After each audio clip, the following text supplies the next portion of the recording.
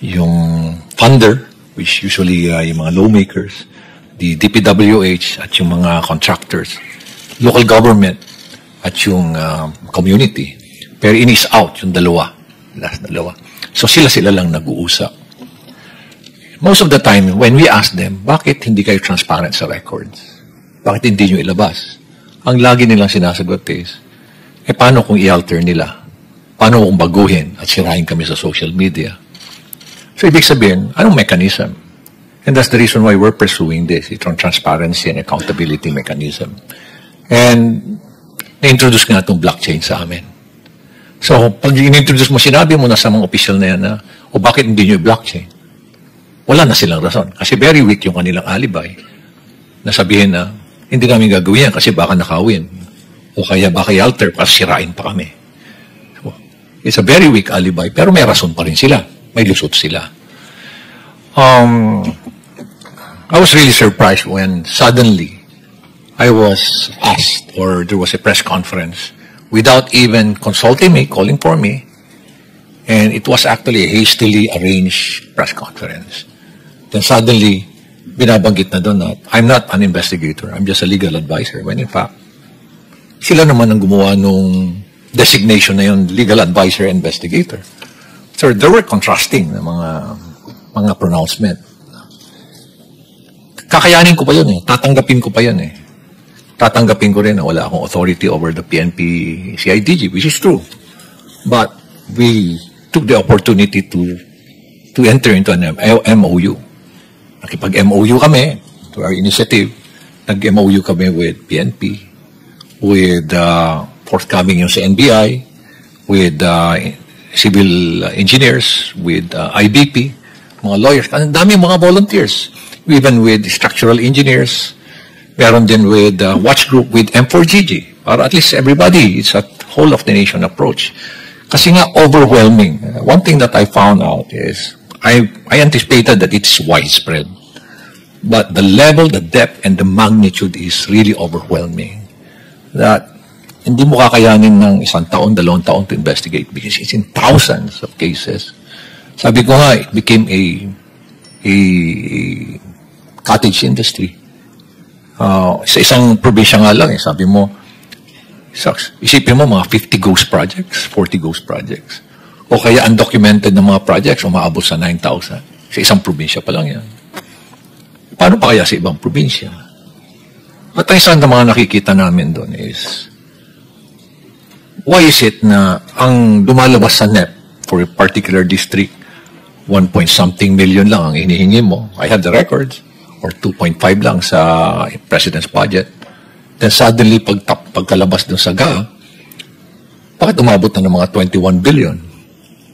And nakita namin na talagang prevalent yung doon, yung mga ghost and substandard projects sa lugar na yun. So what was the intention?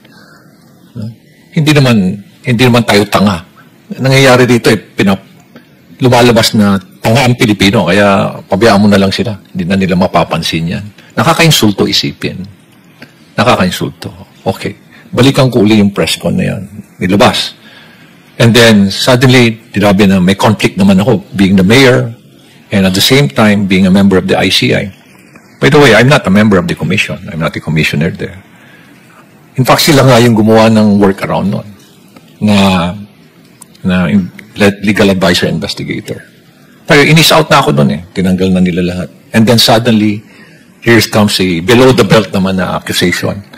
Na ay dahil merong project si Diskaya doon at maanumalyang tennis court. Ay, sobra na yan. Yan na hindi ko matake. Di ba? Parang pinapalabas mo pa na korap ako. Ay, yan na. Mag-aaway na tayo dyan. You know? Sa una-una, sabihin ko nga, kung bulok ba ako, lalabanan ko yung mga very powerful na tao dyan. Diba? You have to make sure that you have the moral ascendancy bago mo labanan yung mga tao. Otherwise, masisira ka rin. So, nonetheless, I think I struck a nerve. No? I don't like to, expound further. But I believe I struck a nerve or several nerves na they panic at kaya ganun ngayon nangyari. So, I would like to end yung aking experience dyan sa ICI. But one thing that I can I can say is that there's no transparency. There's no transparency whatsoever. Nakita namin yan ni Secretary Vince. Tinago lahat. No. And they are just so comfortable doing it. They're not afraid.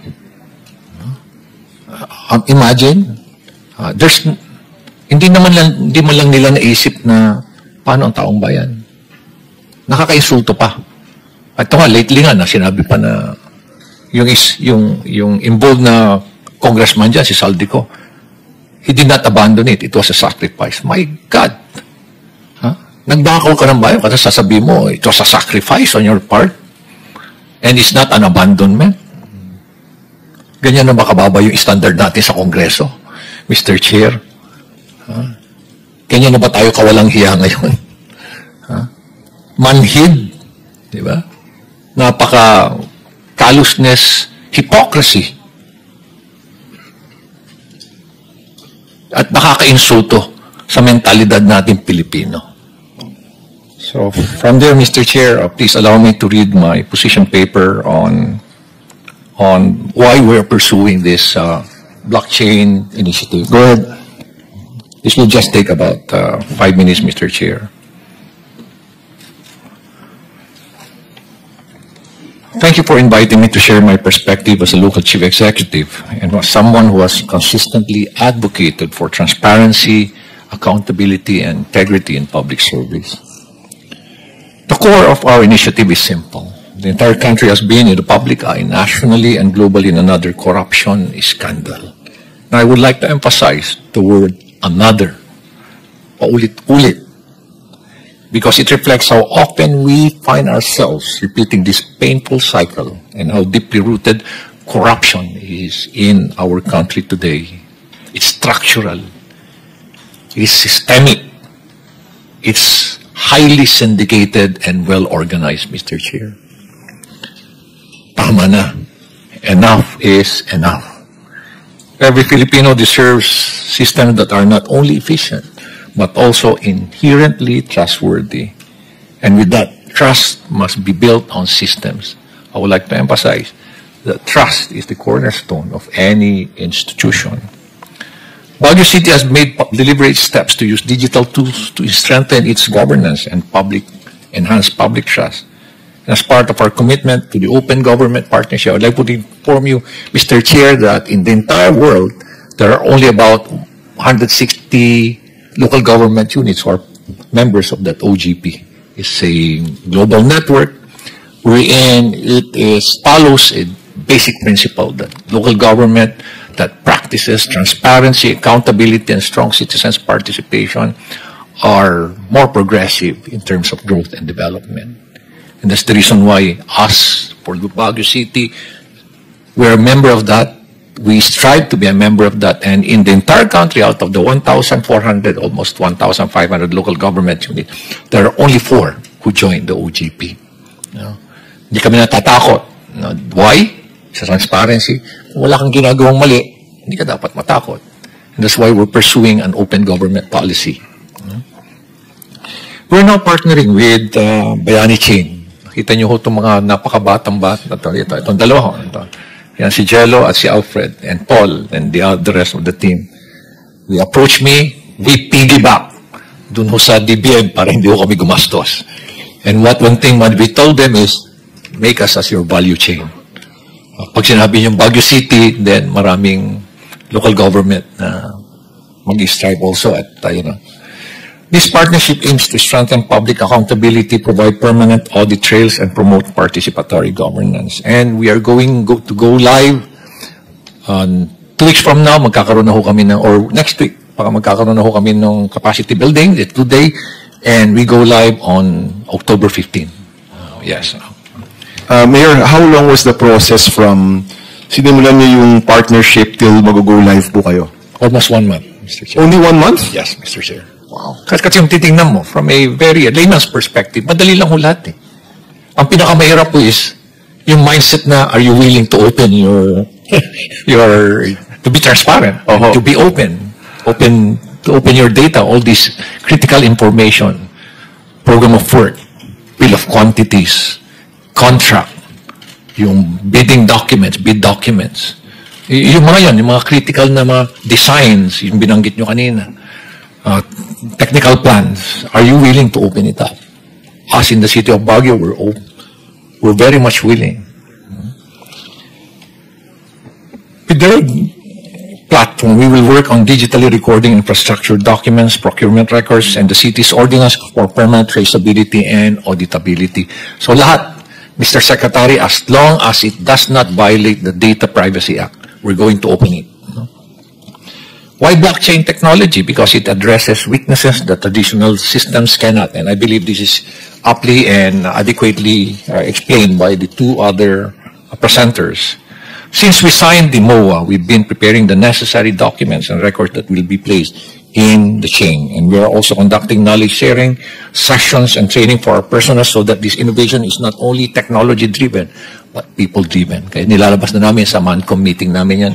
And we are coming up also with pronouncements sa aming posts sa social media. And as I've said, both DBM and DICT started using blockchain technology in 2024. Nagpipigibak lang ho kami kay Secretary Mina Pangandaman. Thank you very much, DBM.